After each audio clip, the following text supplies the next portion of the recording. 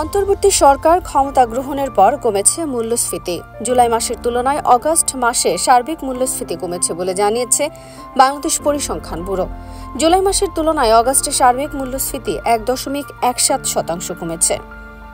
BBS জানায়, গত জুলাই মাসে সার্বিক মূল্যস্ফীতি ছিল ১১.৬৬%, যা অগাস্টে কমে দাঁড়িয়েছে ১০.৪৯%।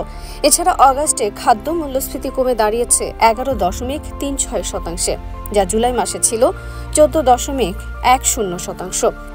এর আগে জুলাই মাসে গত ১৩ বছরের মধ্যে সর্বোচ্চ মূল্যস্ফীতি হয়েছিল। শিক্ষার্থীদের কোটা সংস্কার আন্দোলনের মাসটিতে মূল্যস্ফীতি ২ অঙ্কের ঘর ছাড়িয়ে যায়। ওই মাসে সার্বিক মূল্যস্ফীতি বেড়ে দাঁড়ায় ১১.৬৬%। গত জুন মাসে সার্বিক মূল্যস্ফীতি ছিল ৯.৭২%।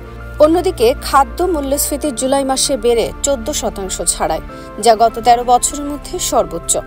এর আগে সর্বশেষ সর্বোচ্চ খাদ্য মূল্যস্ফীতি ছিল ২০১১ সালের এপ্রিলে ১৪.৩৬%। এরপর আর কখনো খাদ্য মূল্যস্ফীতি ১৪%-এ ওঠেনি।